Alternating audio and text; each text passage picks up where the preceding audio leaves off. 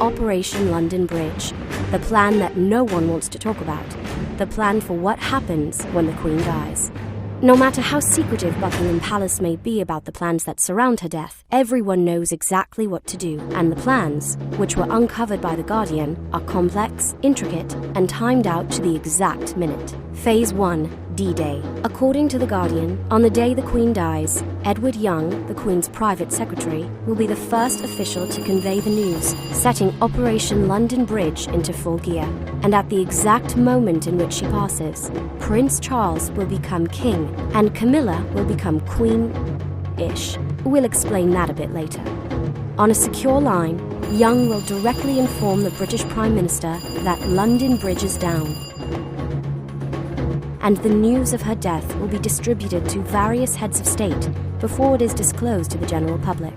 Once the Prime Minister is alerted, the Foreign Office's Global Response Centre will alert the 15 governments where the Queen is still considered the head of state. From there, the 37 nations where she still serves as a political figurehead will also be informed. After this, the announcement of her death will be shared with both the UK's Press Association and the rest of the media outlets across the globe. Outside the palace, the news crews will be able to assemble in a predetermined area next to the Canada Gate. The same message will appear on the palace's website on a dark background. All the flags at the palace will be lowered and bells will toll. Both houses of Parliament are expected to gather within hours of her death. And on the evening of his mother's death, Charles will make his first address to the public as king.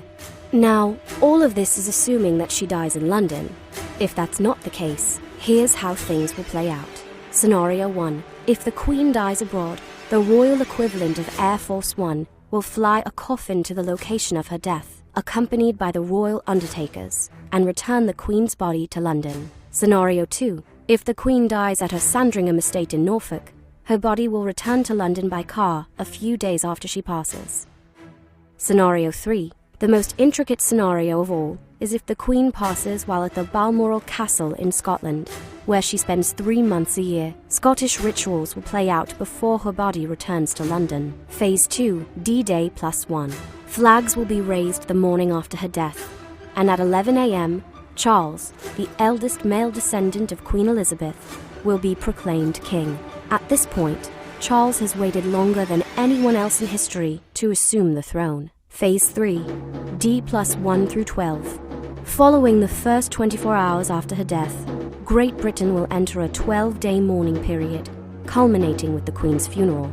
King Charles will tour the country, stopping in Edinburgh, Belfast, and Cardiff, to appear at services to honour his mother. During this time, he will also meet with various elected leaders. D+1. Westminster Hall will be closed for cleaning. Elaborate and lavish funeral preparations will begin. D+4. The coffin will be moved to Westminster Hall during a procession that is expected to take place throughout London.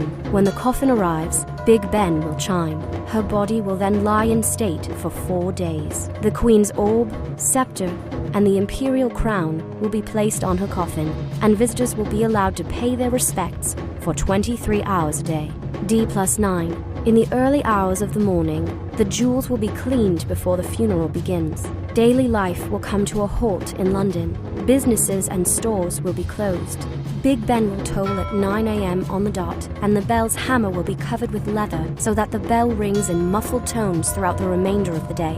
D+12. Her coffin will then be moved into Westminster Abbey, and the funeral will begin by 11 a.m. While the media will be allowed to film the services, the faces of the royals will not be shown during prayers. After the funeral, the same carriage that carried her father will return her body to her final resting place at Windsor Castle.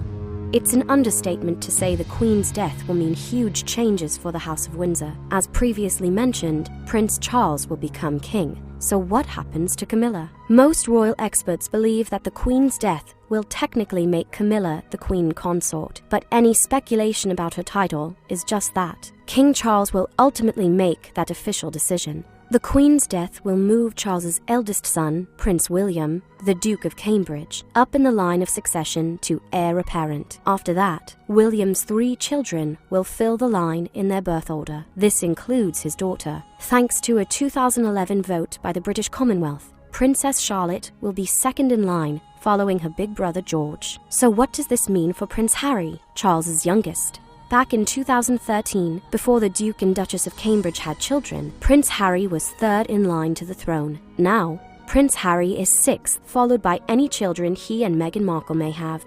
And last but not least, there's Brexit. The truth of the matter is that the monarch has little to do with the UK leaving the European Union. But considering all of the change that will come from a departure from the EU, the monarchy may be the last standing and the most stable institution left.